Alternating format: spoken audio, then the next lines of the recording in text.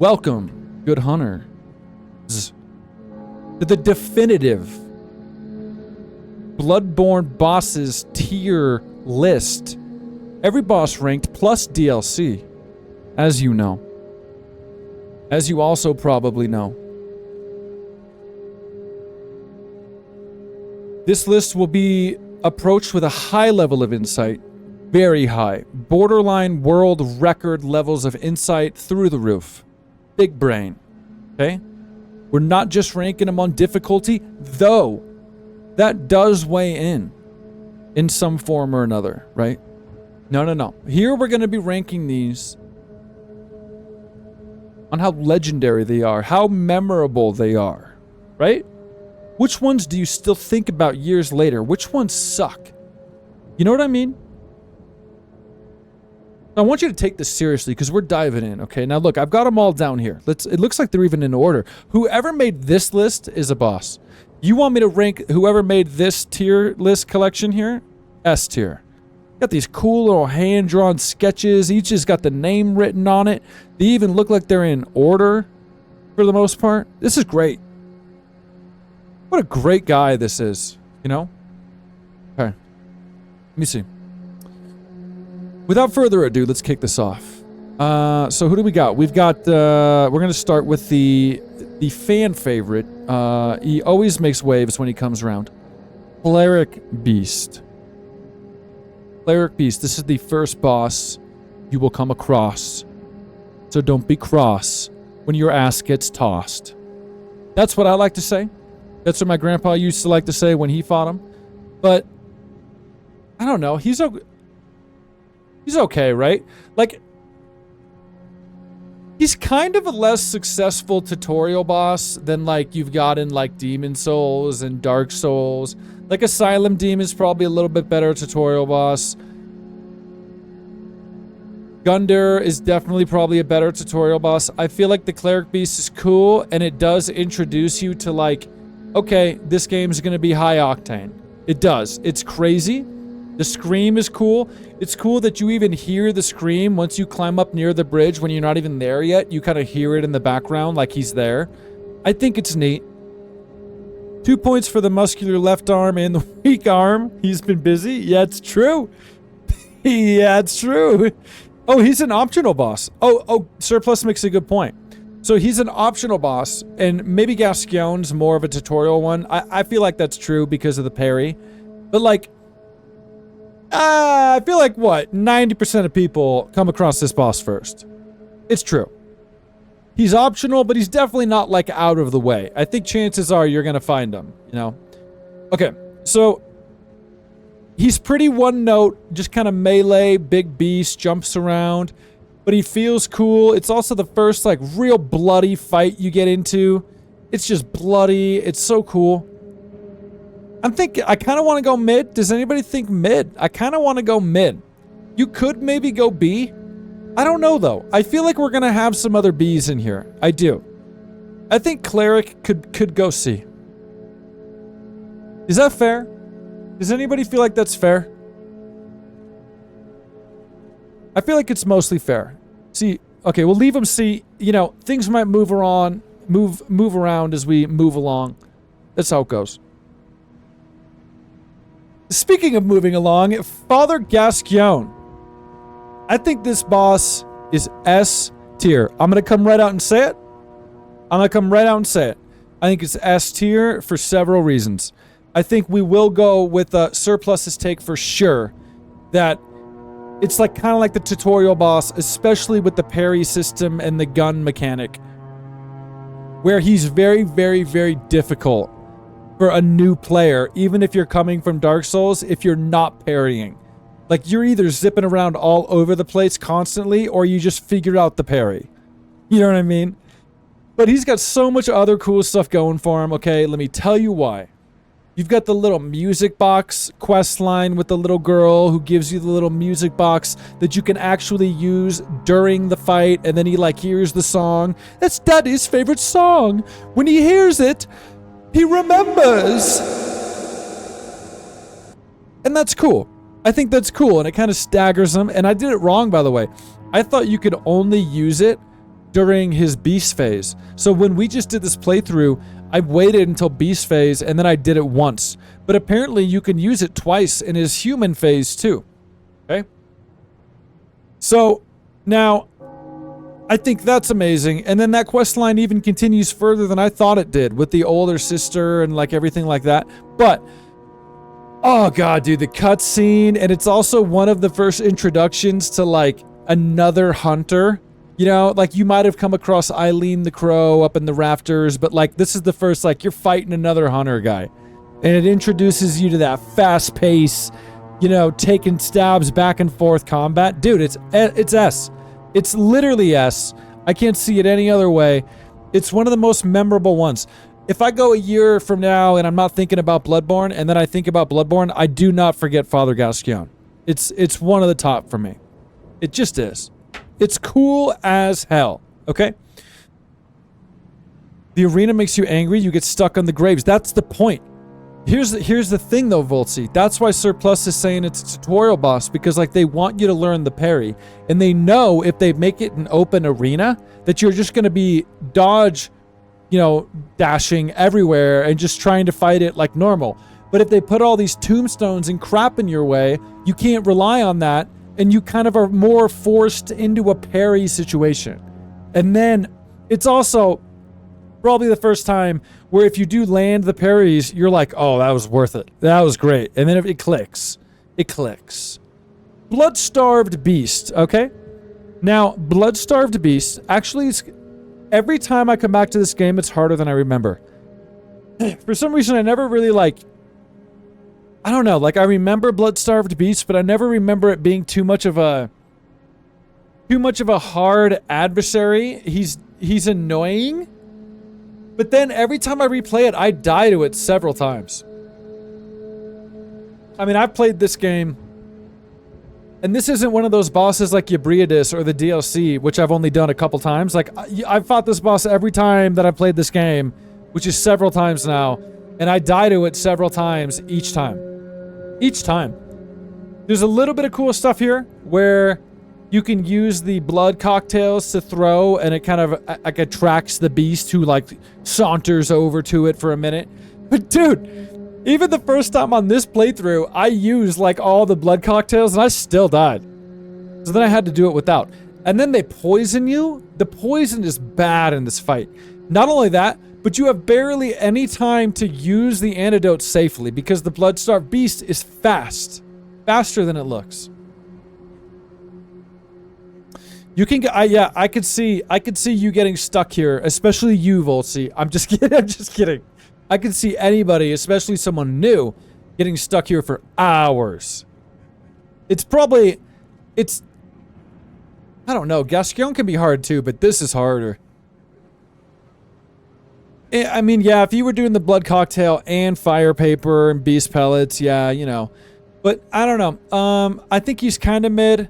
I don't think it's overall that memorable. That's probably why I forget how hard it is each time. It can be a pain, but I don't think it's that cool. It doesn't even have a cutscene, but it's not that cool. I don't even like the build up to it that much. You make your way through I like old Yharnam actually. But then once you're getting to the outskirts of it out there, I don't really care that much. I kind of want to go... I don't think it's bad. I want to go C. I'm going to go C below Cleric Beast for now. I don't think it's D. I don't think it's a bad boss. I think it's a nice challenge. It can be a slog. I don't think it's quite B. I don't think it's quite D. I think he goes C. Right beneath Cleric. I think Cleric is cooler. Yeah. That's where it's going. That's where it's going. Don't worry, we'll get to D. We'll probably even get to F. Alright. Vicar Amelia. Now, I'm probably going to pronounce some of these wrong, but Vicar Amelia. You guys, once again,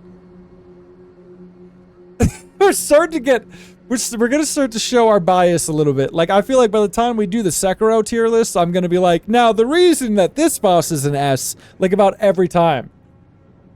I like a lot of the bosses in this game. They're very memorable. This is a memorable boss.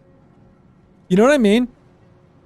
It's such a cool cutscene. It's such a cool fight. It's such a cool build-up. It's clutching the locket the whole time and screaming in your face. And the hair looks so cool. And then you've got the mechanic where it's healing, but you can throw the numbing mist. And then this is like a big turning point boss too. Like where after you kill it, you get the password to go down into the woods and all that. Like, I think it's really cool. And it's like a lore revealing boss. Because you also get the cutscene with like Master Willem, right? And stuff like that. A tier, one of the coolest designs, but the fight isn't annoying. But that sounds... You're gonna go B? I don't know about that, man. My God, I almost wanted to go S. I almost wanted to go S. It's one of my favorite ones. It's so epic. I feel like you guys are thinking... You're thinking mostly about the fight, which is fair. But like... It's either A or an S. Like, if you guys are thinking maybe A, it's not easy. It's not any easier than some of these. It is not that much easier than Bloodstarved Beast, bro. Bro, it's S, dude. I'm not even gonna take this kind of nonsense. And Zach's right, the screams. Oh my God. Dude, S. No, it's S. Because Bloodborne, even more than Dark Souls, like some of these are going to get ranked on like just the legendary, how memorable they are. Like, dude, this is one of the key bosses that I remember. If it falls down to A, fine. Fine. It's my tier list and I'll cry if I want to. I think it's S. Unless we start to fill up the S so much that I'm like, okay, it'll drop down to A. Dude, it's so cool. Zach is right, dude. The screams, the hair, the way the hair looks, even in the 30 FPS, not 4K, it looks amazing. Clutching the locket, like, dude, it's like screaming in your face while clutching this locket, like, ah,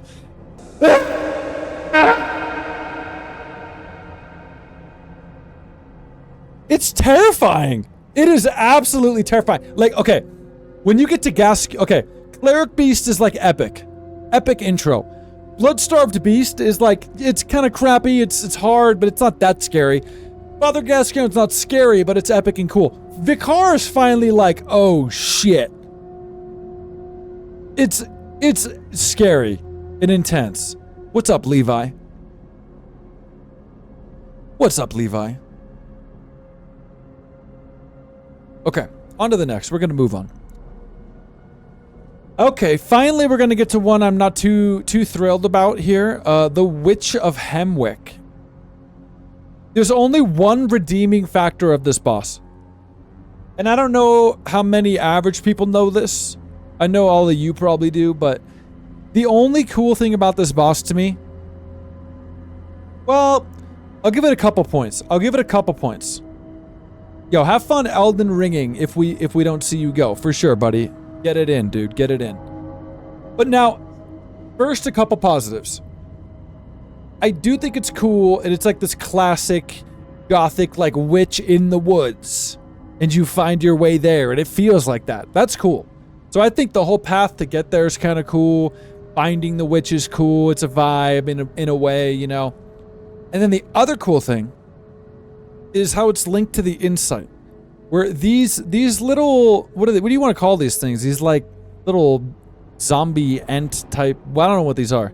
But these things only appear if you have a higher level of insight, a lot of these things. Even on the way to the witch, through the woods, if your insight is super low, you won't even come across these guys. Or at least not in the same numbers that you normally do. So if you're having a hard time in the woods, you just use all the insight and you're pretty much good to go. And same goes for the witch, I feel like. Where if you fight this with like low enough insight and there's not these things there, or at least not as many, I don't remember if it's all of them or just less. It's like an easy, silly fight. But I just like that it's kind of tied to the insight mechanic though. I just like that. Other than that, this boss sucks. This boss sucks.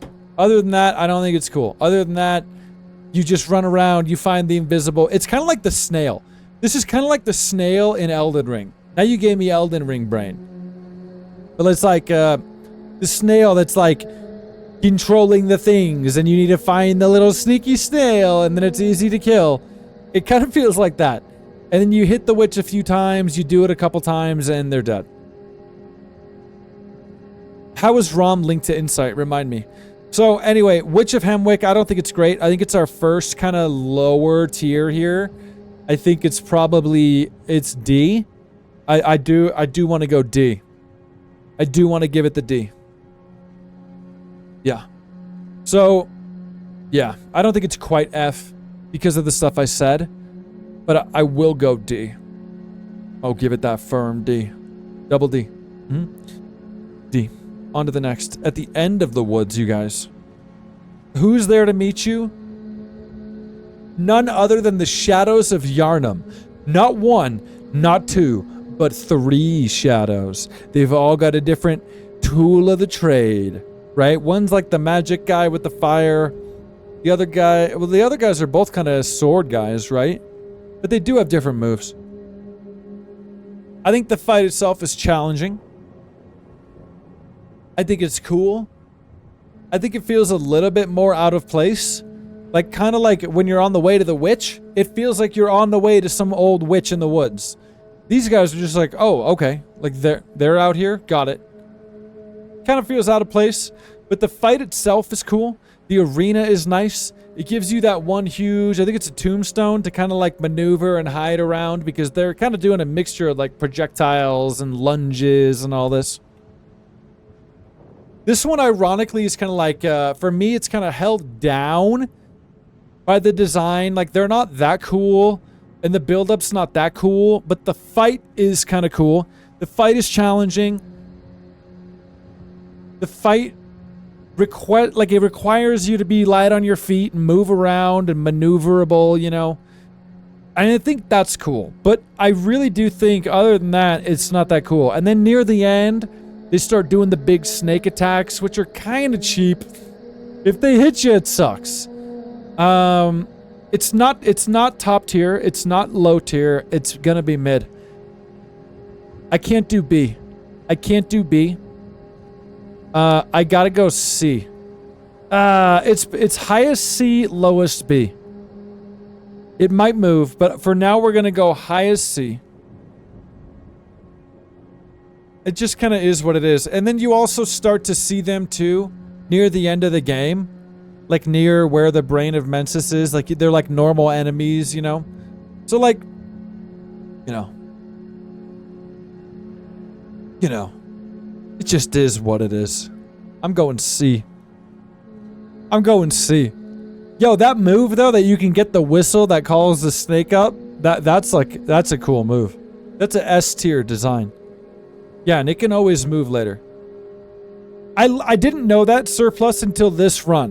Where the time that I did kill them, I think I died a couple times to him, but the time I killed him, I happened to kill that guy first, and then the snakes never happened. So if you're new to this game, kill the summoner first. Easy fight. Because the only really, really hard thing is at the end with the snakes. Yo, good job, Real Experience. Good job. Next on the list is... Now, this is an important one, you guys. I think this will be a dividing one. Perfect with that bell sound. Oh my god. Rom, the Vacuous Spider. What do you guys think of this? Now, I kind of don't mind this fight. I feel like a lot of people talk crap about Rom. I do not really agree. Like, at the end of the day, you're all stupid. No, I'm just kidding. At the end of the day, this is another one of those, like, Deacons of the Deep kind of Souls fight where there's, like, where it's, like, a bunch of little things, but there's another thing that you need to be attacking. In this case, being the little spiders, and then Rom is the big one, you know. And there's, like, some stuff I really like about it. There's some stuff. I think in terms of like those Souls type, Deacons type fights, this is one of the better ones. This is one of the better ones. Because it's spiders. So it kind of makes sense. You got all these little spiders around the big one, you know, and it's like, I don't know, it just works better. And the environment carries this fight a long way. A long way. Like, you're not wrong that, yeah, all you got to do is either just take your time and kill the little spiders, or run in there and take pot shots at him, you know, and run away, and he dies. But I think this fight really is elevated by some of the lore, and I don't normally say that, you know me, but this fight is elevated with some of the lore and the environment. Let me tell you why. Let me tell you why. Okay? This is the turning point in the game where sanity goes out the window. And I think that it is a crucial moment in the game. And so many cool things happen around Rom. And I also think the lead up to Rom is so, like, underrated. It is the coolest crap ever. So up until this point, it's all like spooky, gothic, and a little weird, but like still kind of grounded. You know what I mean? Still kind of grounded. The minute you get out of the woods after the Shadows of Yharnam, and you get to this, like, what is that place? The Lunarium, the big old building where Master Wilhelm is sitting. Everything changes. Everything changes. That is one of my favorite areas in the game. When you walk into that place and you're like, what is this? And then you see the old guy in the chair, and he doesn't talk, but he just points to the lake. And then you got to just drop off onto the lake. And then you're like in this weird like twilight area on the lake, and you kill the spider, and then the blood moon happens, and there's the Queen of Yharnam with the blood on the dress on the lake, and it's like, this is the turning point where you're like, okay, nothing is real anymore. What's going on? And I think that alone is so epic. Like, are you gonna forget Rom? F for surplus. I cannot. Yo, I can't see that, dude.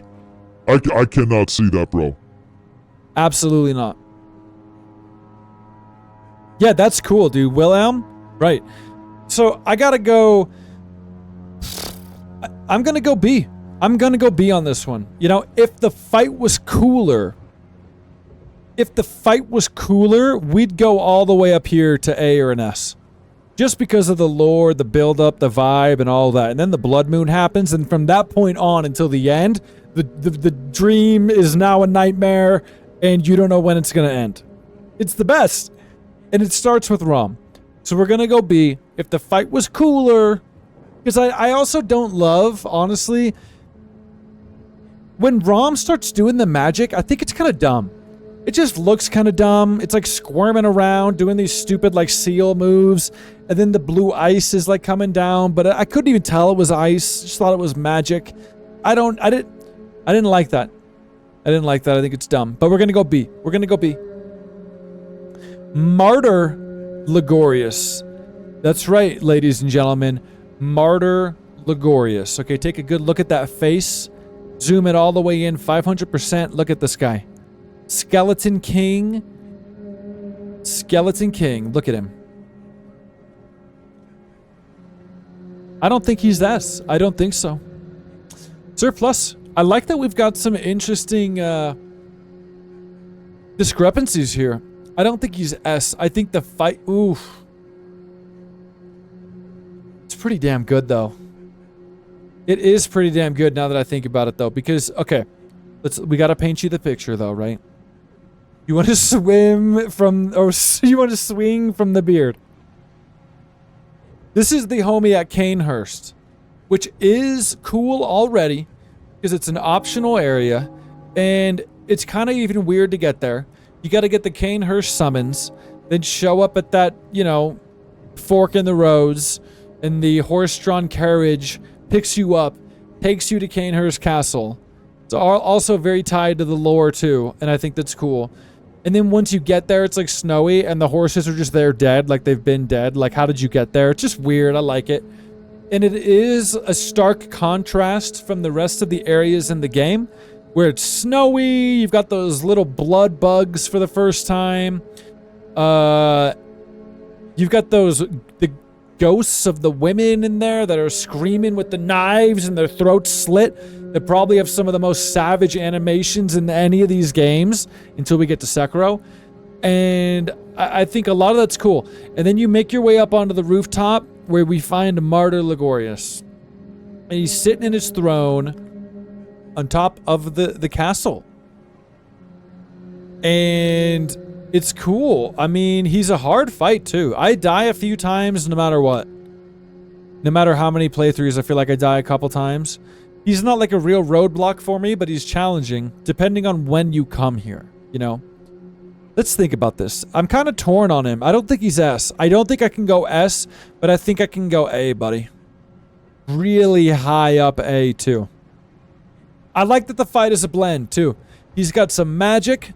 He's got some melee with the scythe. You can parry him. I do. I kind of wish every boss in this game could be parried to a degree. Even if you had to make it varying levels of difficulty with smaller windows. I just feel like it's such a mechanic of this game that when you get to some of these bosses, you can't. It just kind of sucks, you know? But I think Martyr's got a good blend of everything. And then after you beat him, you get the crown. You put on the crown, and you can meet the Queen Vileblood, which is probably one of the best, creepiest quest lines of the game for me with Alfred. You know? Yeah. So I'm going A. I'm going AAA battery. I could see S. I'm not surprised that Surplus goes S. No, I mean, I could see it. I'm going to go A because I think we've got some more S coming up. Absolutely. So now we're going to go Dark Beast Parl. Now, you guys can tell me. I don't know if this is a popular opinion or an unpopular opinion. I don't like this guy. It's another one just kind of feels weird. Like, my favorite parts of Bloodborne are when, like, the environment, like, resonates and like syncs with and harmonizes with the bosses and where people are, where it's like, I don't know, like even Logorius, he's on top of the castle waiting and it's like cool. Like this guy just kind of feels like this weird like electric beast out here. I'm sure there's some lore, like someone's gonna be like, well, that was so-and-so who died down there and then transformed into this. I'm sure there's some lore that I don't know. But all I know is from a casual perspective, if I would even be considered a casual at this point, I've played this game multiple times. I just don't love it, man. It's just like a weird beastie thing with electric. It jumps around. I don't like the fight. I like that you can break its legs because all you want to do is break its legs. Like you see its weird little like bony legs and you just want to break it. But like luckily it does let you break its legs. Parl! Dark Beast Parl. Yeah, like I don't have much to say about him. Right. Surplus and I are really butting heads on this one. I do not like this guy. I just like when it feels like it fits. I like when I like Gaskion in the graveyard. Like he feels like he's supposed to be there. Like this just kind of feels like he's just there. I don't love it. I don't love it.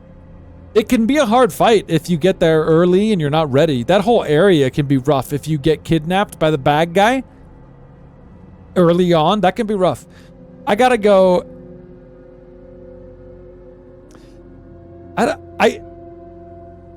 I gotta go. Listen, I don't even think it's. I think everything in C is better than Parl so far. I gotta go D. You guys can yell at me if you want for that one, and if we need to discuss it, we can. But I gotta go D. I feel like even the witch is more memorable for me, even though it sucks. See, now that's what I mean. There's the lore. There's the lore. He was a failed experiment. The main reason Old Yharnam was sealed off. Like, that's cool. That does elevate it. I didn't even know he had a connection to Old Yharnam. But for me, not knowing that and memorability and all this, he's going D, baby.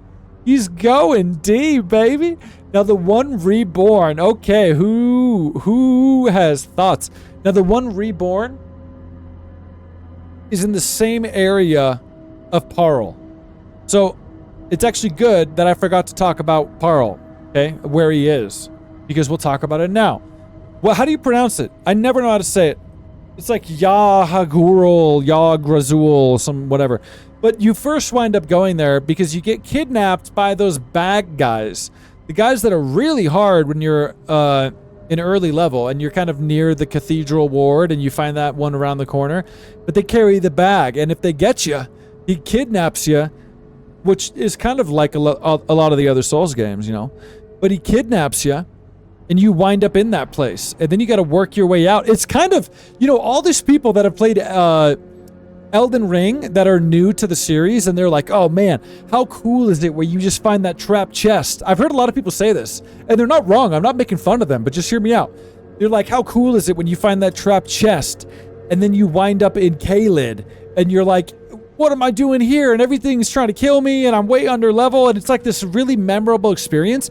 That happens all the way back here in Bloodborne. Because you get kidnapped. It's even cooler than a Misty chest, because you literally get kidnapped in a bag, and then you get dropped off in this jail that's like connected to the world with the interconnectivity that eventually reveals itself. I think it's so damn cool. And it's a really hard area to fight your way out of when you first get there. But that was Parle. So now, the One Reborn is in the same area, but after the Blood Moon, and you come back. Yes, I know, dude. I was explaining Parle. So now, the One Reborn is if you come back to Yahar'gul. Thank you for the pronunciation. I hope that was correct. Then you find the One Reborn in that big courtyard area. Another thing about the Dark Beast Parle thing, by the way, real fast, to backtrack a little bit, and figuratively and literally, check me out, is after you beat Parle, you open those doors, and then it's Old Yharnam. And I do like how it connects to Old Yharnam, and then you can go back through Old Yharnam the back way, and you can make friends with the Jura, the hunter, on the rooftop, and that's the coolest thing ever. Just saying. Just saying. And I love that guy. He's a cool guy, dude. I like that guy. He's all down there. One of my favorite parts about Bloodborne, one of my favorite things, is how the world feels so real to me, even though it's so crazy and just trippy. And a lot of these different NPCs and characters in this world are all even like handling the craziness in their different ways. Like some of the NPCs are just crying and they're like not ready to embrace this. Other ones are like laughing and they're like completely gone and crazy. And then you've got De Jura. And then you've got De Jura. Right? And you talk to him and he seems pretty damn grounded. And he's like, listen, bro, I used to be a hunter like you. These beasts you hunt, they're not beasts. They're people. Don't kill them, dude. I'm not down with that. And then if you kill him, he aggroes you. Like he's mad. So he's just down there, done with it, and just kind of accepted it, and is defending the beasts down there. It's just, dude, I love it, man. It's so cool, man. Variety of these people's reactions to this trippy world. All right? Back to this boss. This boss sucks. This boss sucks. Surplus says D. We finally agree for sure. This is low tier. It's a gimmick boss too, because you've got those bell-ringing bitches. It's an official name. I didn't make it up. Up around the corners, and you gotta figure out, oh, I gotta run up the stairs and kill all them. What are they doing, by the way? Are they just like healing him? Are they heal? I don't even remember, because we killed him right away. Like, they're probably making it to where you can't hurt him, or they're healing him. Yeah, but like, so really, yeah, they heal him. Okay. So all you do is run up the stairs, kill the witches, come back down, and then it's like literally one of the worst bosses in the game. Come on.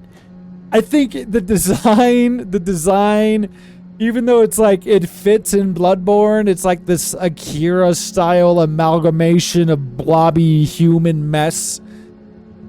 It's just still boring, man. You know, like it fits in Bloodborne, but it's boring. Bloodbore, am I right?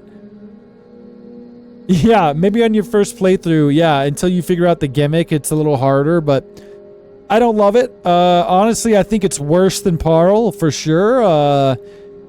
This might be F, dude. If we're gonna dole out some Fs, like this is either the lowest D or an F. I think I want to go lowest D for now because we might have a couple Fs. I don't know. I might move them down to F. I'm looking at the other ones on here. I'm gonna move them down to F, you guys. I think out of all the bosses in this game, it's one that I don't even remember. So based on my own criteria, I don't even remember this boss until we start playing and you all are like, okay, guess what's next? It's the One Reborn. And I'm like, what? Oh, it's F, dude. I wish it wasn't. I love this game. F. Total F. Yeah, it's. I don't know if it's the weakest fight. We're gonna get to some of them. Maybe the weakest fight on the board so far. Yeah. What a cool list so far. Check this out, you guys. Nice spread. It's spread like butter. Get a nice assortment here. F in the chat. Yeah. Okay. Yeah, for you. If Pearl is D, F is too high for Reborn. Yeah. I think Pearl is D. I think F is Reborn. Okay. Should have never came back. Should have stayed dead. Now, so we got to follow it up with another kind of dividing one here. The Celestial Emissary. I've got mixed feelings on this one. Mixed feelings on this one, more so than the One Reborn. I know this is probably one of the more hated fights. Yeah, there's a big old lame in the chat. It's one of the most hated fights. I do kind of like something about it. I do. I can explain why, too. Okay? Nothing about the fight itself. If anything, the fight itself sucks. I admit that. And it's kind of another Deacons of the Deep type situation going on here. Where, like, did we really need two of these kind of fights? No. And it's not a hard fight. It's an easy fight. It's kind of silly. It almost feels out of place when you get there. So this is in the upper cathedral ward. And you end up fighting your way through that werewolf infested. Oh my god, that place was terrible. That was hard. But then you come out, and this is right before the more hidden Bria Tess fight. And it's right there in the garden area. What is it called? Lumen Flower Gardens, I believe. You see, wow, I am on my game today, you guys. I took some good juice today, I guess. Okay. Now, I like the Upper Cathedral Ward area. Now, I will tell you this. Here's the few things that I like about this fight. If you did make your way through the forest before the Shadows of Yharnam, and if you explored the forest pretty thoroughly, you may have found some of these guys, the little alien guys, because they are back there in the deep, dark pits of the forest. A couple of them, okay? But if you didn't find them there, this fight is even more jarring because you've never seen anything. Am I right? I think that's it, right? You very well might get to this fight before you have seen these things. And it's jarring. Because even though you're like, at this point, you're used to seeing crazy stuff in this game, it's like aliens now. And you're like, wait, what? Like, it's very weird. It feels very much just like extraterrestrial aliens. And then the big one stands up. This guy in the middle, and you got to fight the big one. It just feels weird. I kind of like it just because it adds to the celestial kind of vibe. And it's just very strange. It's strange, kind of goofy. Maybe, but not so goofy that I'm like laughing. I don't really know the lore, so they're the first failed experiments. Okay. These seem completely out of this world, so it is odd, but I like it. I like it to a degree. It's weird. It's like little aliens in the game. I like it. I don't think I'm gonna go F. I feel like you could go D. We could go high D. Maybe below. Nah, I know. We'll go low D. We'll go low D. We'll go low D. I just want it to be known that I do kind of like some of the stuff about it. It's weird. It kind of feels extraterrestrial, even though apparently it's not, now that I know that. But at the very least, it feels that way to me. And a lot of this game has stuff like that. I don't know. So, whatever. We're going to go low D. And now, without further ado, the one we've all been waiting for. Bria Tess, daughter of the cosmos. Now, this boss, bro, this boss whooped my ass up and down so many times. This boss killed me the second most times, I think, other than Ludwig. I think if we went back and counted, Ludwig killed me more. Probably, but they were pretty damn close. Other than that, this boss killed me the most times. So this is the boss right in the same exact spot for the last boss we just did, the emissary. In that same little flower garden, there's that window, super easy to miss, which does make this boss cooler. Really easy to miss. And there's that like plate glass window, and you have to break the window and hop in, and you find your Bria Tess down there in the water of this huge open cathedral, or this like temple. It's cool. It is a spectacle. It is very much a vibe, and it's cool. The fight itself is very hard. I would argue, it's of course like any of these games, depending on your build and depending on like when you got here, I would say that this boss is one of the harder bosses in the main game, if not the hardest boss in the main game without the DLC. Cool lore, cool design, pretty decent arena, I agree. Tank of a boss. There's a few of the moves I really hate. Hold up.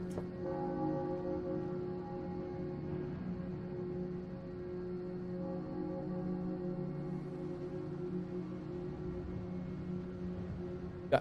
A few of the moves I really hate. All of the, like, lunging attacks. They seem kind of cheap. They seem kind of like you just can't get out of the way. Even if you dodge to the side, the tentacles hit you. Now, I do want to give special note to not only the music in the fight, but the sound effects in this fight. They're so weird. Like, and if you're thinking about, like, if you were tasked with making sound effects for this fight, and you're like, you need to come up, like, what does this boss sound like? Like, you're looking at this picture, right? Pretend you work for the sound team. To wipe off my tears. Yeah, that's what I did. You work for the sound team, and you're like, okay, what does this boss, this otherworldly ancient being sound like? You know what I mean?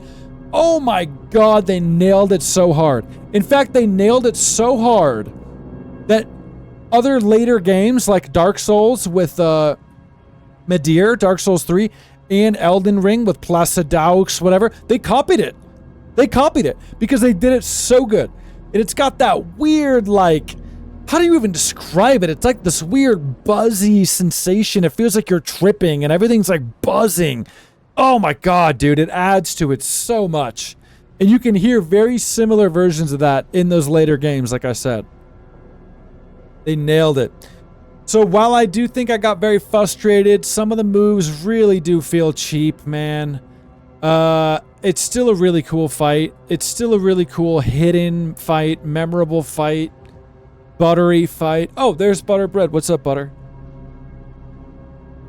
I think, like, for example, I think they nailed it better here than Elden Beast. I always kind of used to knock Elden Beast. I used to say, I still say, it's like they just didn't know what to do. Like, how do you envision some kind of, like, godlike, or not godlike, like God? How do you know, what does he look like? What is this thing, right? So they kind of made it like the Loch Ness Monster with, like, constellations on it. I think it looks dumb. I think this guy nails it way more. The whole presentation with the way it looks and all the ice and, like, and the sounds, man, they nailed it more. So let's think. Putting my frustrations aside, because I did die quite a bit. But putting my frustrations aside, I think I gotta go, like, I go B. It's memorable enough to go B. It's not A, it's not S, because the fight is kind of, I don't like the fight. it's a big boss fight where the camera's wigging out. You're not going to be able to parry. You got to dodge around. The camera sucks. Half the moves, it feels impossible to dodge, even if you're dodging. I go B. Totally go B. Yeah, I think Radagon was a perfect... I gotta stay on task, but real fast. Radagon was a perfect final boss, and then just make it amplify from there. But then going to Elden Beast was just dumb. Don't like it. Okay, amygdala. Kind of a weird one, right? The amygdala is kind of weird. I don't know how I feel about this. Do you want to know why? I bet I have an interesting take. I don't know if you guys have thought about this take. I'm not trying to toot my own horn, but I just now thought of it. I was trying to think. about... God, what is it itching me? I was trying to think about why I don't love this fight. And I think I have part of a reason.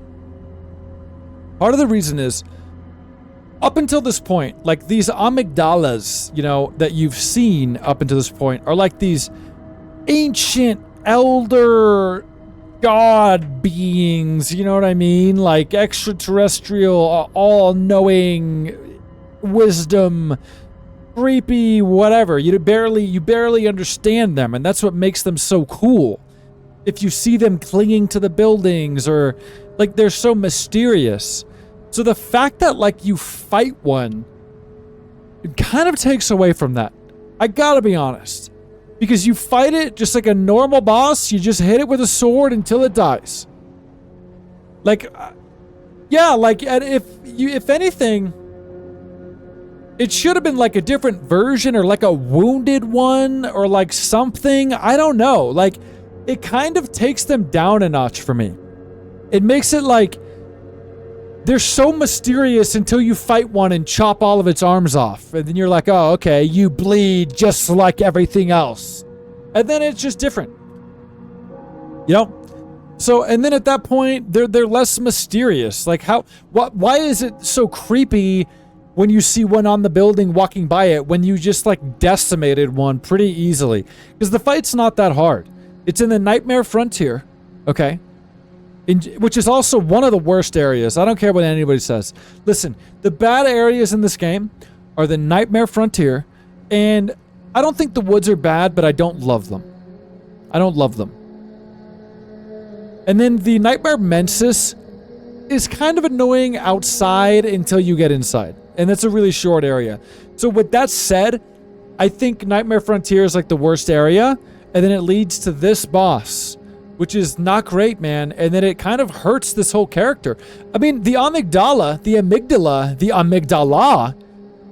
is without a doubt one of the most iconic, memorable beings in Bloodborne. So the fact that like you fight it and it just dies, and it's not even a late game fight. It's like midway, maybe mid to late. I don't know, man. Yeah, no, I don't like it. I think I even make it lose a point just because it kind of weakens their presence. I'm gonna go D because of that. I could see you going C because it's like a mid-tier fight, you know? It's not that great. It is cool that like he rips his arms off and he's using his own arms like as arms. Like it doesn't seem like it would be a very good idea, but it's cool that he does it. Admittedly, it doesn't seem like something a infinitely more intelligent being would do, but he does it. That's cool, whatever. It's D. It's D. What's up, Anarchy 1139? How's it going? It's D. I think it's above these probably, but I still go D because I think it hurts this character overall. I think you should have never fought one of these, at least not in this way. Weakens it. So we're going to move on. This will probably be the most divisive one if I had to guess, okay? Mikolosh. Mikolosh. Host of the Nightmare. Okay? I kind of like him.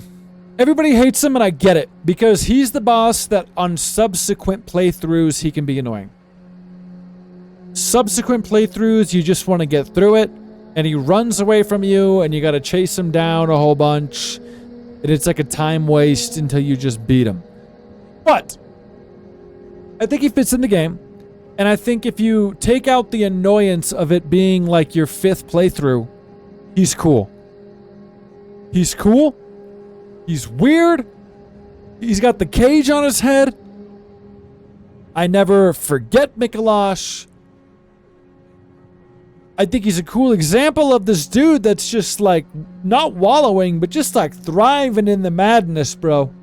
He's just thriving in it. Got the weird cage on his head. He's like, what's up, bro? Like, why don't you just be crazy like me, dog? Like, I got tentacles, bro. Boom! Tentacles. He's cool. He's cool. And I even like the spectacle of the boss chase. He starts doing that from the beyond move. It's crazy. Yeah, call from beyond, baby. B for beyond. I think, look at, a lot of the Souls veterans, you know, that play these games over and over, they rank bosses like this lower because it's like, oh, it's not a hard fight. It's just like a cinematic boss. Dude, that's part of the game, though. You know what I mean?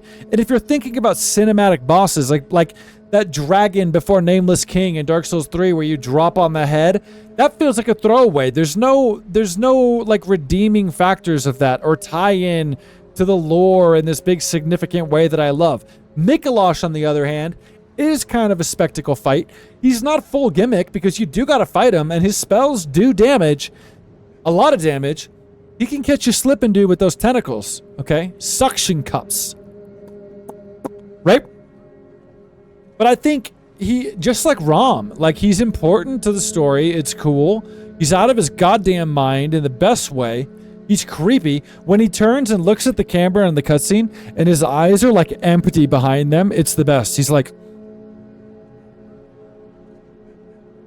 And it's creepy and it's weird and I like it. I like it. So let's see. Let's look at what we've got on the board so far. He's got to go B. He's got to go B, you guys. I'll put him below these. He's got to go B. Again, he would drop to C if he was purely gimmick. Like if you just chased him down and he died.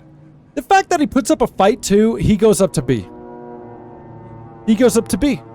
Nicolas Cage? No, dude. He's in a cage. I like it. Mikolosh Cage? Wow, that's pretty good, buddy. Sometimes I wonder if you guys made this stuff up. It's pretty good. He goes B. I like him. I never forget him. Never forget him, you know?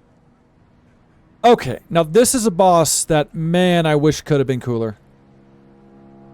Mergos Wet Nurse.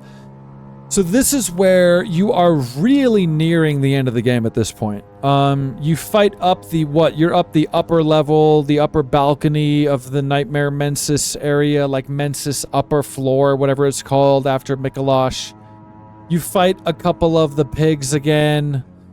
Birds with dog heads now. Dogs with bird heads. Everything's gone out the window. We don't know what's going on anymore. The blood moon hangs low.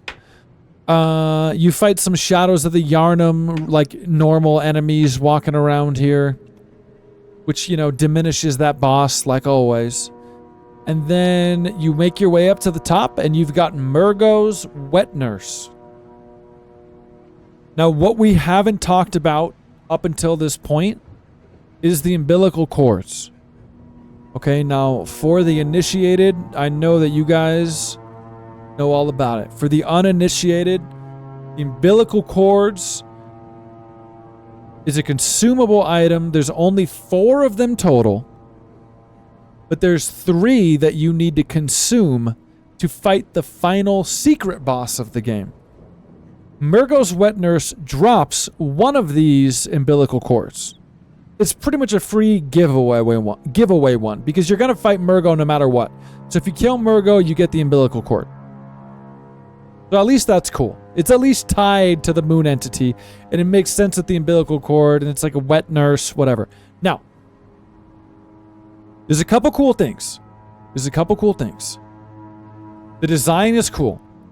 Like the rest of the games, like the rest of the enemies in the game, it follows the whole, like, it's got multiple arms, kind of like an amygdala, but it also kind of looks like Shadows of Yharnam, like mixed with an amygdala. But it's got these, like, black wings. It's like the Grim Reaper, which is good because it's all got all these scythes. It's got this, like, it's kind of like a Grim Reaper hybrid wet nurse. What's up, Whitney? How's it going? I do hope this is the real Whitney. Welcome, welcome. I think the design is cool. I think the sound effects are cool. I think the baby crying, you hear the baby crying and it's creepy and that's cool. I also like how it's got like a scythe in each hand and some of the moves are literally just like everywhere and you can't even go close to it. I think that's cool. But I do think it's a little underwhelming. I'm sorry. I think it's easy. I think it's too easy for a fight this far in the game and this important of one. I think it's too easy. I don't think I've ever not killed this boss in the first try. I'm trying to remember if we died. I don't think so, but I don't think I ever died at this boss. It's not supposed to be easy. It just is. It doesn't have that much move variety that makes it cool. It does that thing where it like goes invisible in the mist, and then there's a bunch of different clones, and I don't know, man. I don't think I like it as much as you guys. Even if the design is cool. Even if the design is cool, I don't think it's top tier. I really don't. I think it's kind of mid. I don't think it's bad. I think it's better than all these in C. I think it's better than most. Nah, it's like it's somewhere up in here, man. We'll go like high C. It's high mid. You know, high C. That's all. That's all I can give it. I wish I could give it more, but I can't. I can't. On to the next. Now, on to the next.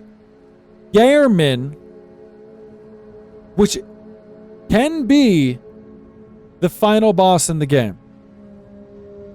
Actually, am I wrong, or the wet nurse can actually be the final boss? Because if you come back and you choose not to fight Gehrman and just to wake up, then the wet nurse was the final boss. Which really makes the wet nurse even more lame. Like if the wet nurse is the final boss and then you let Gehrman chop your head off, wow, that's terrible. That's not good. That's not good. But, you know, assuming you're a normal person and you want one of the coolest fights in the game, you'll fight Gehrman and you'll say no. Which you should do because it's one of the best fights. Yeah, I think it's really high tier. I think it's probably gonna go S, you guys, without even looking at the chat yet. Yeah, looks like I see some S's. I think it's gotta probably go S. I think we can all agree. So this is in the graveyard area. Is it a graveyard? Not even. I mean, the whole place is kind of a graveyard. But it's in the Hunter's Dream. After you come back, Gehrman's finally not there. He's finally not in the workshop. And you're like, well, where is he? You talk to the doll. The doll is like, well, Gehrman's waiting, Hunter. What you talking to me for? This game's done. Go fight him. And then you go down the path and you find him. And it's a beautiful arena. It's a beautiful arena. And I think they even tried to kind of recreate it with later games. Like, I think there's a lot of comparisons even to be made with the Sword Saints boss arena in Sekiro and in the field with the moonlight and all this, and it feels kind of like this. But this one's arguably even more pretty, and it's got the white flowers everywhere and the moon. Dude, it is a whole ass vibe. Sorry about your grandma's house, Whitney. Hopefully everyone's okay. Yeah, these wildfires in Canada are going crazy. We've even had some smoke way over here. Yeah. Hope everything's okay. But what adds to this fight, yeah, is the arena is it's so beautiful with the moon, the blood moon, and the flowers, and then you see him sitting up there in his chair. Because the entire game, this is the guy that he's the first guy you see in the game. And he kind of like welcomes you, and he's the guy in the wheelchair hanging out the whole game. You can talk to him the whole game, just chilling in his chair. There it is. Look at his chair back here. So I remember even the first time that he moves over to the tree when you're supposed to go talk to him, I was like, how did he get up there? But then we find out how he got up there, because then if you say, yeah, kill me, you know, he chops off your head and that's the end. I don't know why you would do it, but the cutscene is cool. If you guys haven't seen it, the cutscene is cool when he chops off the head. For sure. You wake up in the real world. Well, right, you die, I guess, yeah, you don't die when he chops your head. You wake up. Right, right. Wait, that's a different guy? What are you talking about, bro? Okay, I need this explained. Are you telling me Gehrman is not the guy that's in the wheelchair in the workshop? Oh, no, my bad. No, you're saying I said it wrong. Yeah, no, he's not the guy that like wakes you up and everything at the very beginning. I'm saying Gehrman's the dude in the workshop the whole game sitting there in the wheelchair. Yes, I got you. I said that wrong. But so my point is, though, you're familiar with seeing Gehrman. You're familiar with him in his wheelchair, which makes it all the more shocking when he stands up. He stands up out of the wheelchair. And damn, dude, it is a spectacle, man. He stands up. He's got this big-ass scythe. And once again, he's a hunter. And some of the hunter fights are the coolest fights in the game. So he stands up, and I think he's even got a little bit of a limp, which makes it cool. But man, don't let that fool you, because he is super quick, two-phase, very fast. I don't think it's the hardest fight in the game, but it's one of the coolest. Let's just get it over with, you guys. It's S tier. Everybody knows it. It's above all of them so far. It's more S than Father Gaskion. It's more S than Vicar Amelia. It's S, top S so far. Top S. It's top S, dog. Okay? Love it. Easily memorable. Okay? Now, why don't we do Moon Presence first? Okay? No, let's not. Let's go through it how we went through it, you guys. So then at this point, we jumped over to the DLC. The Moon Presence down here is the final secret optional boss in the main game, but we'll cover that in a second. Because at this point, we jumped over to the DLC. So we're going to put Moon down here at the end, okay?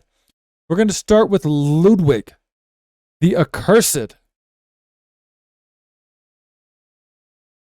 God damn, what a hard boss. Oh my God, what a hard boss. Wow, that really sucks, Whitney. Sorry to hear that for sure. Honestly, that sucks. Yeah, thoughts out to your grandma. Shout out to Gma. This one is, oh my God, this is probably the boss that killed me the most. If you guys wanted to guess, you could tell me, but it was either this or Bria Tess. Unfortunately, we didn't have the death counter because you can only play this game on PS4, so I can't do that. But, oh man. It's a cool boss too, though. It's cooler than Bria Tess. Oh, man. This is so weird on so many levels. It's so weird on so many levels. What is the game about? Bro, what? Oh, you're talking about Butter's game. So, oh, man. I died so many times. This is the first boss of the DLC, the Old Hunters. The entire DLC is so much harder than the base game. Let's just like get that known out of the way right now. Even the enemies, everything about the DLC is so much harder than anything in the base game, which is good. I'm just saying it's hard. And that is, nowhere is that more true than Ludwig the Accursed, okay? Ludwig the Accursed. So this is the first boss of the DLC, and oh my God, what an absolute brick wall, and what an absolute just powerhouse of a trippy mind F situation of a boss, man. I think it's gonna go S. I didn't think it was gonna go S until I started talking about it. Like, it's like a horseman. It is cool with the lore too. I mean, it's Ludwig, but like, it's a horseman in this disgusting, bloody arena. Part man, part horse. It's like this amalgamation. It's so gross. It is so hard. He hits like a truck.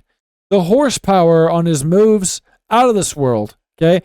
And then the second phase, he takes out the Moonlight Greatsword, which, like, already, I mean, most iconic weapon in Souls games. Come on. So he takes it out, and he's swinging it like a normal dude, but he's a horse. It's crazy. And then you finally kill him, and his horse head is decapitated, just laying on the ground, like, still talking and moving, like the Godfather, like a just decapitated horse head laying there. But he's got this like distinguished British accent. Yeah, no, I didn't want to know the origin of the light. Truly, I didn't. He's just like, he's so weird and just bonkers. And then when you talk to him again and you hear him do that long, like horse sound where he's like, and I'm just like, dude. And it goes on for like 60 seconds. It's S. It's probably some of the most peak Bloodborne material. Honestly, it rivals these other ones. It goes up here in S for sure. Oh yeah, it's S, you guys. It's S, you guys. Worry not. It's S.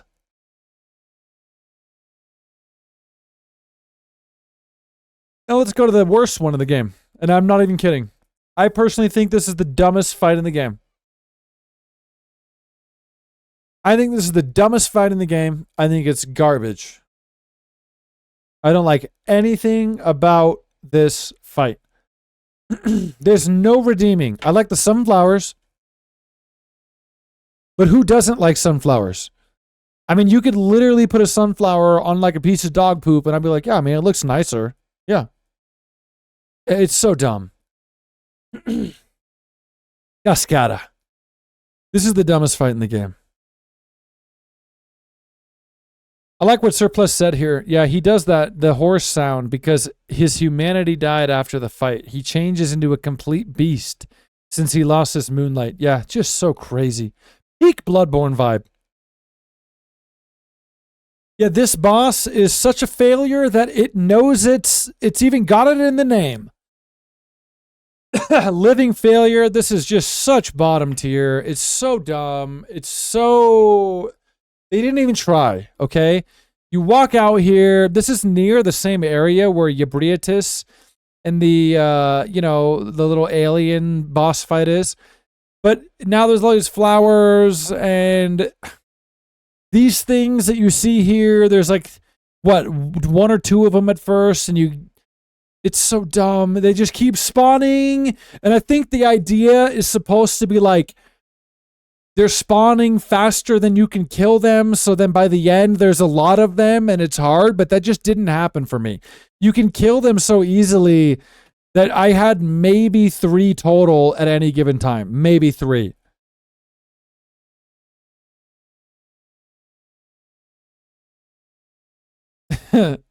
You want some cheese sandwiches? I think it's just F. It sucks. They die. It's nothing to me. It's the most forgettable. I don't even remember it exists until we get there. It's F. I think it's worse than One Reborn. I think this is the worst fight in the game. You could take it out of the game. And then literally right after that, you just walk into Maria's clock. No, is it Maria? Who is it? It is. Right after that, you just walk into Maria's clock tower. Like, it doesn't even need to be there. You gain nothing and you with it being there, and you lose nothing taking it out. Just get rid of it. And that means that we get right to our homegirl, Lady Maria of the Astral Clock Tower. Now, yeah, it kind of is. It kind of is. The living failures are kind of like, here's some echoes before you get to Maria and Orphan, okay? Good luck. So, yeah, Surplus is number 1 Lady Maria. It's his soul's crush. I can see why, because she's sophisticated. She's sophisticated in this treacherous, gross nightmare. She's got her glass of wine. It's probably blood. She's fancy. She is hot. Okay, she's cool. It's true. All of these things. I think the only setback for Maria... How was pizza, Levi? What kind of pizza did you have? The only setback for Maria is that she's easy. I think she's a woman of class, and I like it. I think the build-up to her is cool. Everything in the creepy asylum leading up to it is like those those baghead things are like talking about Maria, and the NPC tells you to take out Lady Maria. It's like all kind of building up to it. You get to the clock tower, which is a total set piece. It's really cool looking. She's sitting there in her chair, like dead. Like she's like this, and there's like blood dripping off. And you walk up to her, but she's not dead. And you touch her, and she says her classic line. What's the classic line, everybody? A dead body you shouldn't touch. Just kidding, I butchered it. It's a corpse should be left well alone. And it's dope. She just got cool vibes. She's got the vibes of a cool bitch. I can't deny it. I can't deny it. Okay? It's cool, man. And the fight is cool. The fight is, again, it's one of those like peak Bloodborne style fights where it's based on speed, agility, and an equally matched human opponent. I love it. It feels kind of like a precursor to some Sekiro, kind of like a precursor to some Melania Elden Ring style moves where she goes up in the air and then comes down. Her weapon, the Rakuyo, which is a weapon you can get later, is so damn cool. The fight is cool. Even though I beat her on the first try, it's awesome. It's not all about difficulty. It's not all about difficulty. Okay? So I got to go with S. I really do. I think it's, especially out of the DLC, it's some of the most memorable. I don't think she's above Ludwig. I think she's very cool. We could it's getting messy. We could reorder some of these up here, but all I know is I don't think she's above Ludwig. I think her character's cool, but I think Ludwig better encapsulates what makes Bloodborne Bloodborne. It's gross, it's weird, it's trippy. Maria's more just kind of cool, you know, and I love it. It's great. It's S. It's a fun fight. You can parry her. I killed her with the parry because I'm a natural badass. It's just a great fight. Loose Blade, what's up? What's up, Loose Blade, baby? How's everybody doing today? Are we ready to move on? I'm in a good mood today, you guys. I'm kind of happy. I'm kind of happy we're done. It was a fun playthrough. I'm ready for what's next. Orphan of Kos. Now we're going to save the two best for last. We're going to jump over to Lawrence. We're going to jump over to Lawrence, okay? I don't mean best as in highest. I mean best as in like the meatiest discussion. You got a suggestion? Put Daughter of Cosmos at the top because she got more skill than Sherpa. How can you say that though? How can you say that though? Because I killed her. She's dead. I'm the one sitting here doing the tier list. If she had more skill than me, you guys would be watching her live stream right now where she put Sherpa in the S tier. Unfortunately, she does not live to do that. Only I do. And as we all know, he who wins writes history. Here we are. Flip that, baby. Did not nowhere near 100 times. Nowhere near did it take me 100 times. No. In fact, I will say though, no, I'll say that for the end. Hold on. But Lawrence here. Lawrence has pros and cons. So Lawrence is also DLC boss. In fact, it's the only, am I wrong? It's the only optional boss in the DLC. Only one. And honestly, I feel like unless you looked up guides or knew that he was in the game, it might be kind of tricky to figure out because you see him early on where when you walk into the room where Vicar Amelia was, he's like laying on the thing, like burning in fire, like Jack Skellington when he gets shot out of the sky pretending to be Santa Claus. You know? And he's laying there, but you can't interact with it. I don't remember. Does it give you any kind of option? Is it like you don't have the item or does it just say nothing? I think it says nothing. So then you kind of just leave and continue the DLC. And you have to find his skull, I believe it is, the item. But you find it later, and it's even hard to find because it's like under an elevator. So it's like, which again, a lot of people talk about the elevators in Elden Ring. Like, who thought of putting the secret under the elevator? But like, dude, they've been doing it even since back then, you know. So you got to like make the elevator go up, and then you can jump down there to get the skull, and then you got to backtrack back to put the skull in the thing. And then you can fight Lawrence, the first Vicar. Okay? It's kind of a reskin. If we're going to be totally honest, it's kind of a reskin. Whoa! Did anybody know what Surplus just said? Did anybody know what Surplus just said? I did not know that. Don't lie, you guys. Be honest and give it to him if you didn't know, because I did not know that. Surplus said, Lawrence is the Cleric Beast you fight at the start of the game. That fact alone deserves S. I don't know if I agree with you that it deserves S based on that alone, but I will say that that makes it immensely cooler. I agree with you, and I did not know. That alone really does boost it in my head. God of Skyrim, welcome, welcome. I would like to revisit Skyrim, kinda. Really have always wanted to. So anyway, yeah, I didn't know that. Really cool detail, Surplus, thank you. It elevates it, but there are pros and cons. It is kind of a reskin, I guess, of the Cleric Beast, but is it really a reskin if it's like the same boss? I guess, yeah. But it's got fire this time, so it makes it a lot harder.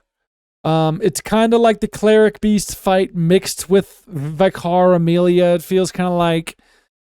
It's got fire attacks, which can be very, very, very damaging. I recommend using the Charred set that you can find in Old Yharnam right beneath our good buddy Dejura when you go through that broken house through the back. It's a weird thing.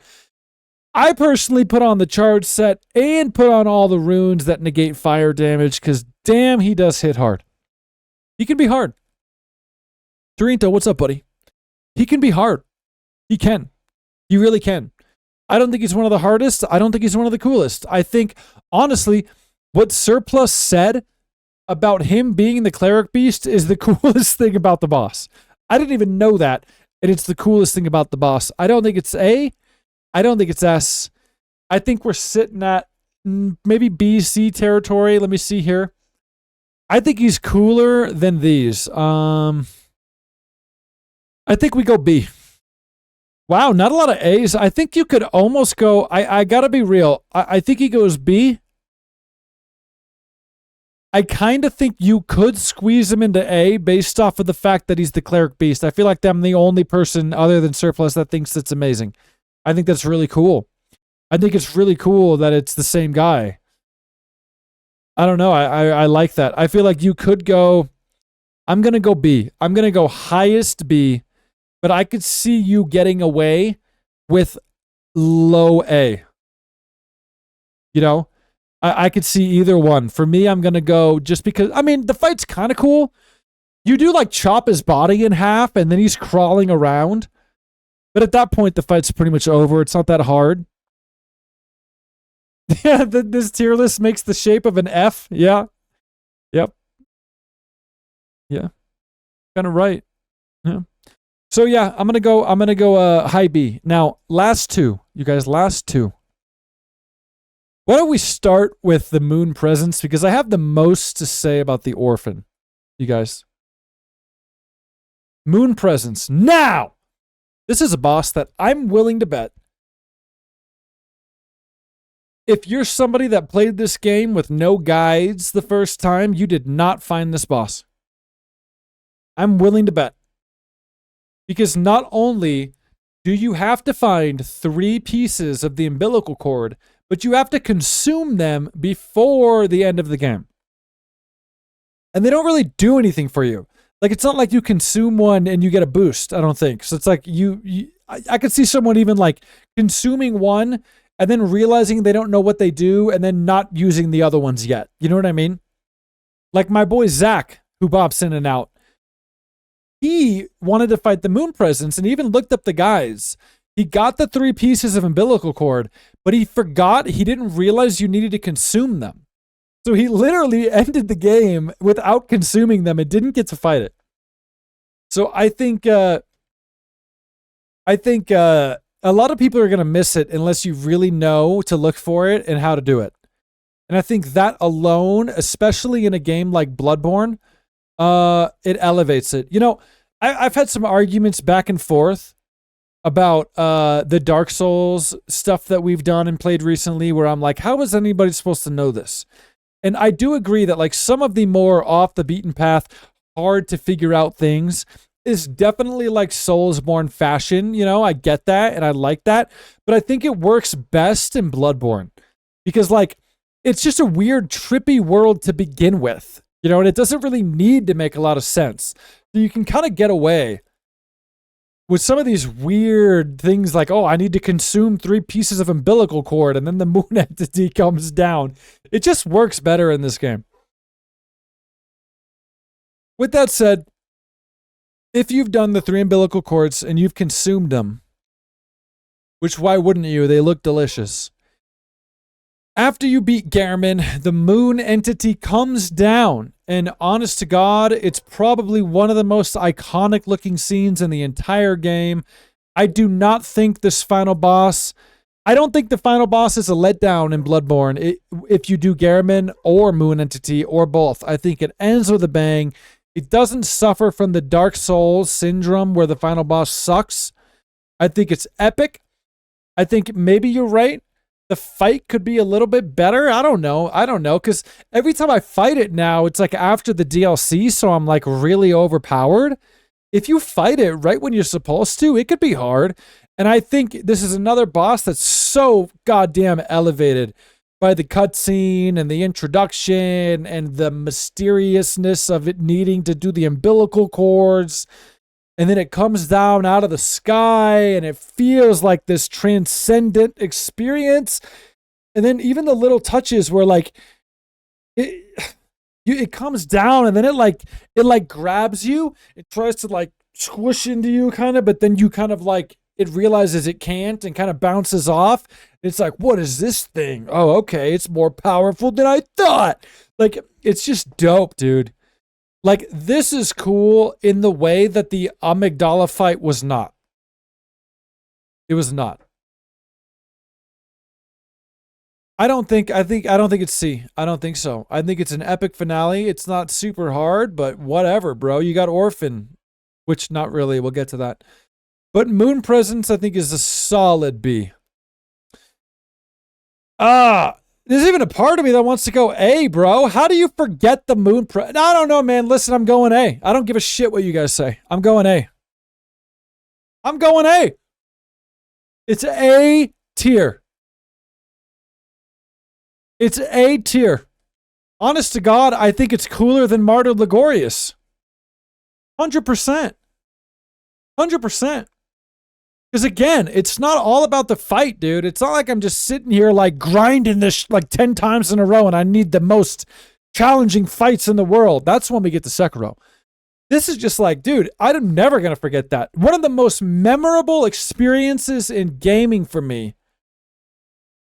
One of the most memorable experiences in gaming for me, I'm not even kidding, within the last 5 years is finally running through Bloodborne and doing all this and doing the umbilical cords and getting the secret boss at the end and transcending and turning into a little mini great one. Because it's so weird because I even saw some people, like this is how I feel like, you know, people like totally did not understand Bloodborne if they say this. But I've seen people say that the ending you get for Moon Entity sucks. Because after you kill the Moon Entity and you get that ending, you turn into the little slug thing. And then the doll, we just saw it, you guys. And the doll is like holding you. And it's like, oh, little hunter, right? And it's because you transcend it. You become a worm. And so there are some people that are like, oh, it's lame. I didn't want to turn into that. But they don't get it. What is the alternative? You wake up from the dream? Bro, I'm in it for the long haul.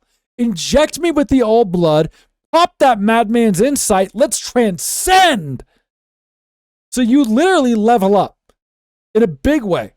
You become a great one, a baby great one. Yes, that's what that is.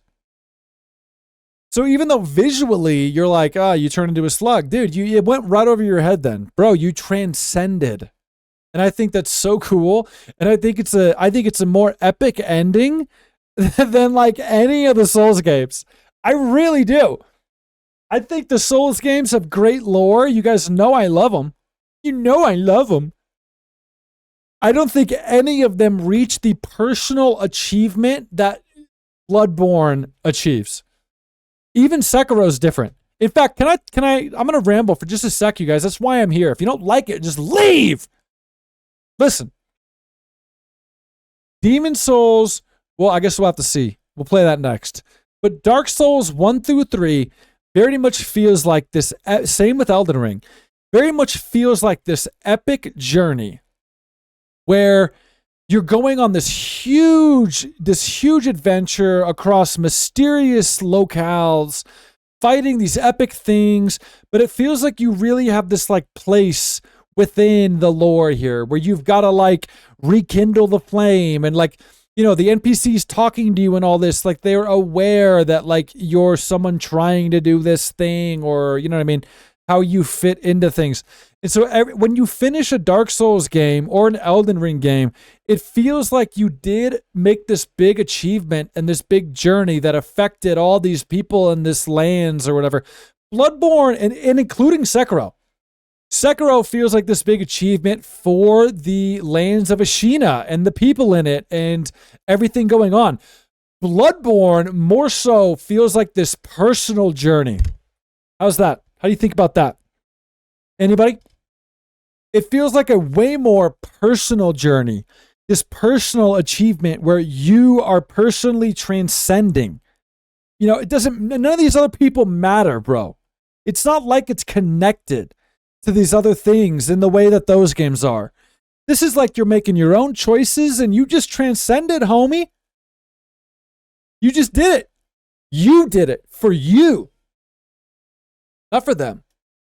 So I think I really like that. I think I like that so much about this game, and it resonates with me so much. And the other thing that I like about this game so much is how it plays with the idea of madness being insight. This game is not like other games. It's not like the other games. This game is like you know, other games that have like an insanity meter, like Eternal Darkness, or some of these games where like if you go too insane, you start seeing things. This is the only game, unless you guys enlighten me, pun intended, onto some other ones, where it plays with the idea of like, are these people crazy or are they enlightened? Isn't that dope? Isn't that dope?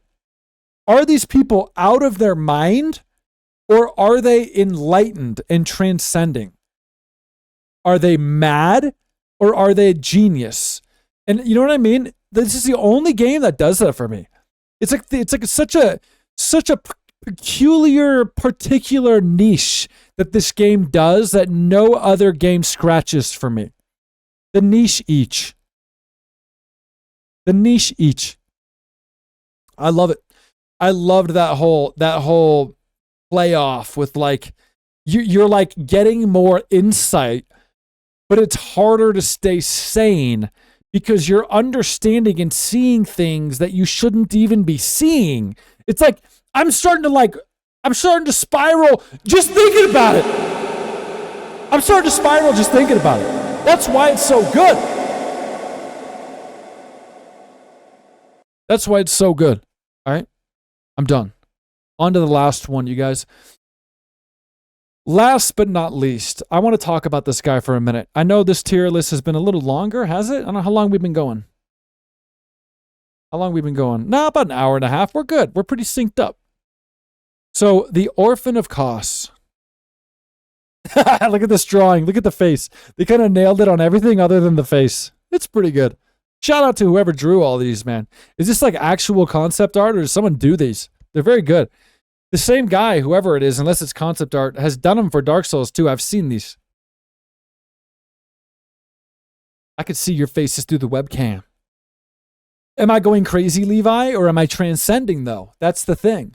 That's why I love it, bro. Okay. Oh man, do I have thoughts about the Orphan of Kos. Thoughts and prayers, everybody. Thoughts and prayers. Now, I'm going to give you the straight dope about this guy, and you're not going to get it anywhere else. And I don't know why you're not going to get it anywhere else, because I'm going to tell you right now. I'm going to take you guys on a little story.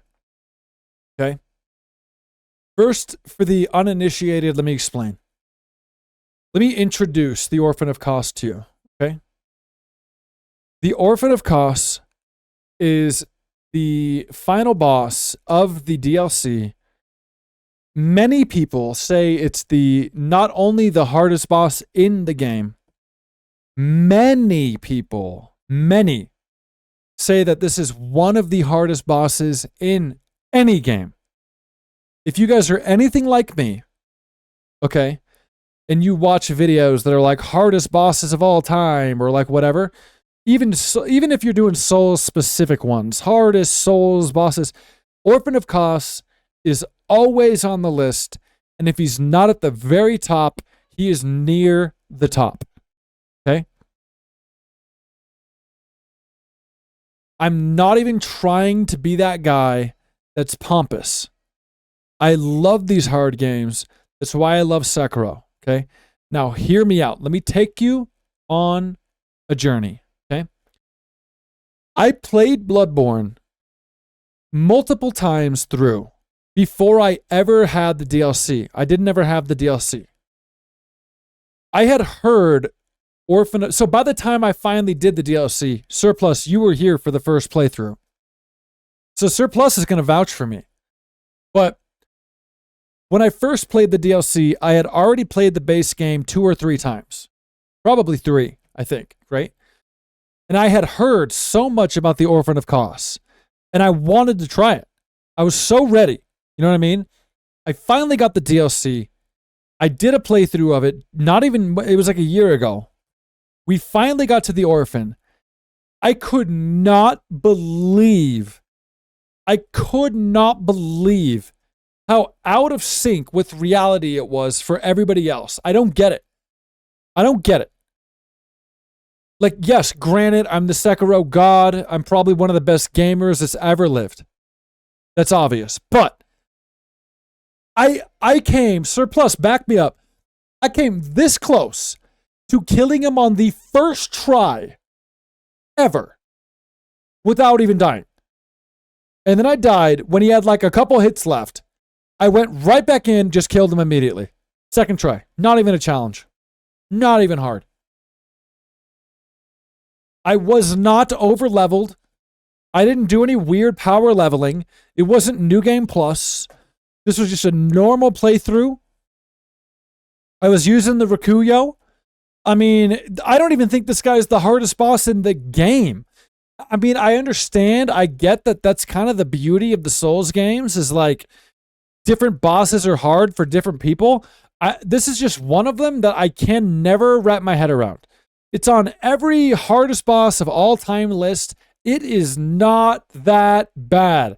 There are several bosses in Sekiro that are way harder than this boss, no matter how you look at it. I think Ludwig's harder. Yeah. That's my point though. I don't think this is me, because there are other bosses where I'm like, I'm good at it and I beat it, but I can see how hard that is. This is not one of them. I think Guardian Ape's harder. Yeah. Yep, I do. If you're new to Sekiro, absolutely. I think if you're new to Sekiro, 80% of them are harder. I'm not kidding. Maybe 70.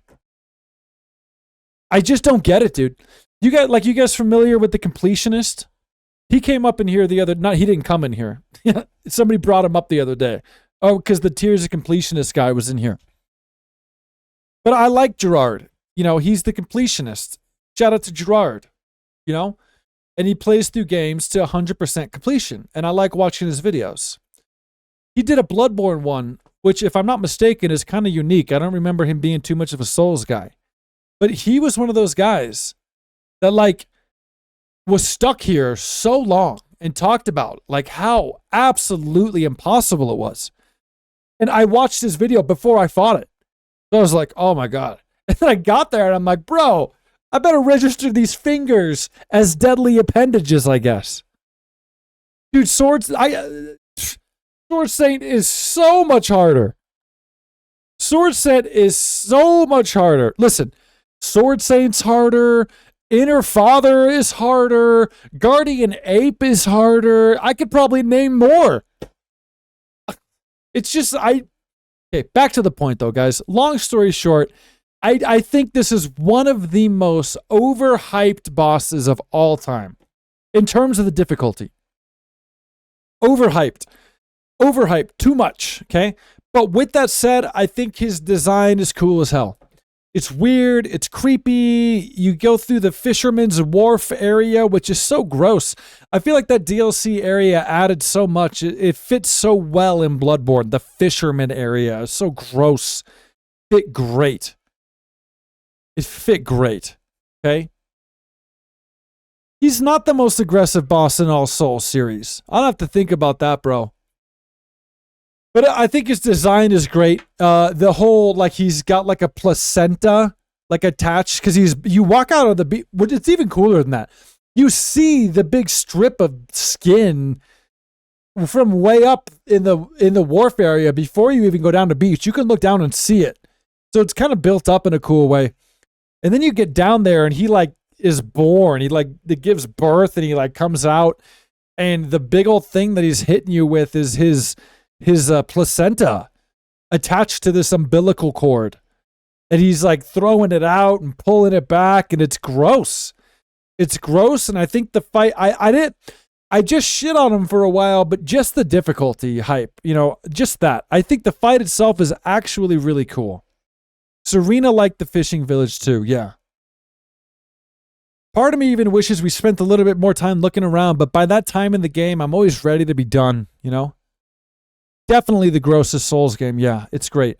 So the difficulty bait and switch aside, I think he's a cool boss, man. A great cap for the DLC. Cherry on the top. Tinned syrup. I think it's cool. The thing that Real Experience taught us, by the way, about how his screams are actually the voice of like Bugs Bunny, like Mel Blanc or whatever. They just tweak it out and make it sound crazy. I think that's cool too. Cool little tidbit. It's cool, man. I think it's cool. I don't know if it's S though, you guys. Here's my toss up. In fact, I'm okay with this because here's the problem.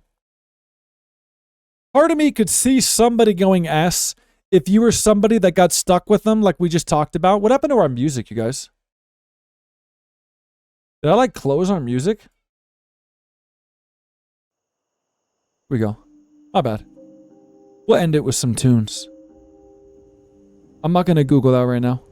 But if you were somebody that got stuck on Orphan forever and he was this epic fight that you overcame at the end of this whole thing, I could see you putting him S. But to me, like part of like the buildup in the community around Orphan, I feel like a lot of people would want to put him S because it's like, bro, he's like one of the hardest Souls bosses. He's so iconic, right? Like it's S, but I don't think he is. I think it works against him because then you get to him and he's not that hard. I go A. I go A. I go highest A. How about that?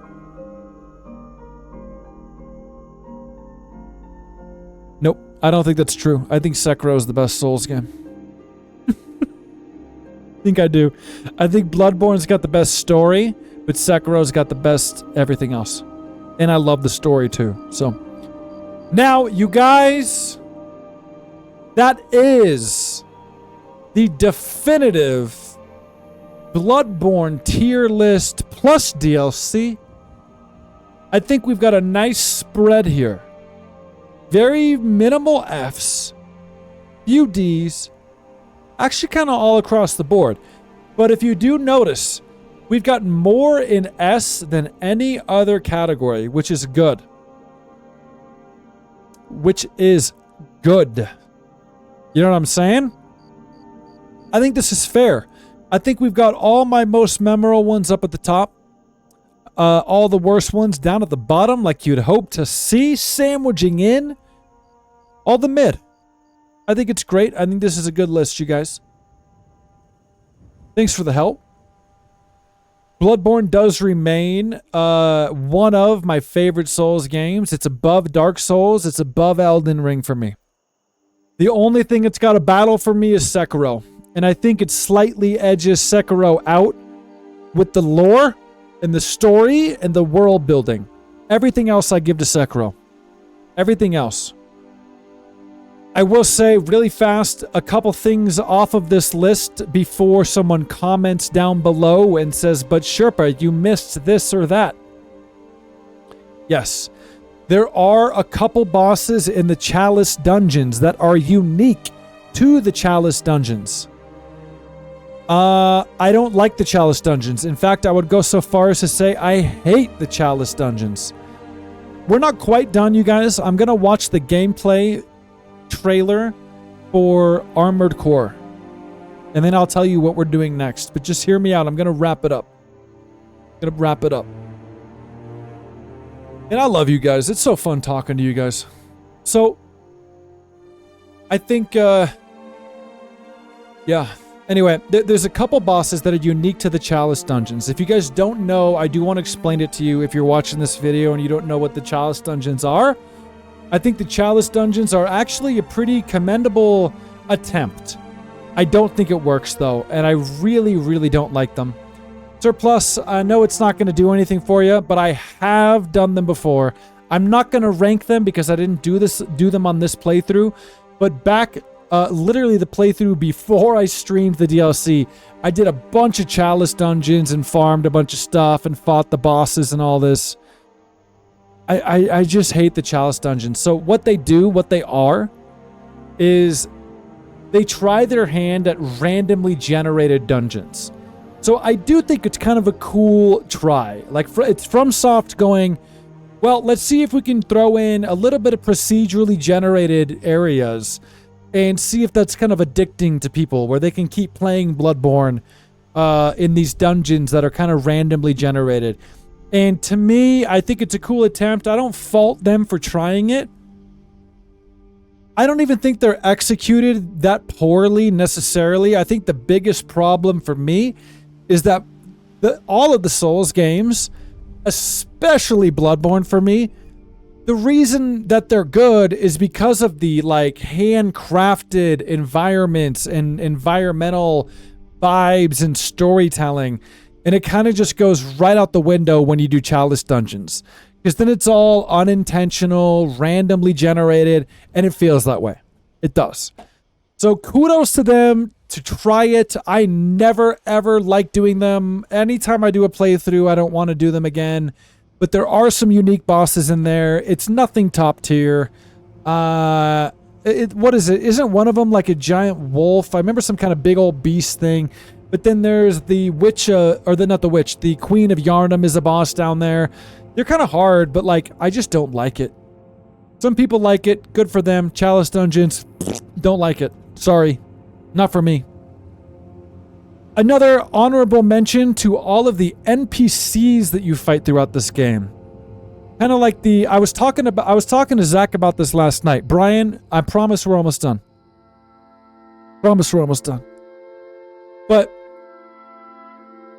I was talking last night. The NPCs you fight, like the other hunters you come across in this game, are miles better than the NPCs that randomly summon in Dark Souls. In Dark Souls, they feel so random. Like, you'll just be like walking down a hallway, and then some guy that looks like Let Me Soloer with a pot on his head just like summons there, and then you fight him. And like, they're cool, but I'm just like, who is this guy? I don't know. Sometimes you figure out who it is. Other times I never do. I don't know. Everything in Bloodborne is different. The NPC fights were some of the coolest ones. Some of the NPC fights were cooler than the bosses on the list, in my opinion. When you just like stumble out into this moonlit courtyard, there's like another hunter over there, and they're actually tangibly there. It's not like they just summon. And they're like talking to you, and they like seem like they were just like hanging out there in the world. It feels way better. And the fights are so much cooler. It feels like two badasses just going back and forth, man. Anyway, that's it. Honorable mention. Levi, I'm going to send you off at a perfect time. We're done now. There's the Bloodborne tiers list. I hope you love it. Yes, we are doing a tier list for every Souls game. We've already done one for every Souls game. The only ones left are Demon Souls, which is coming next, and Sekiro, which will be the finale.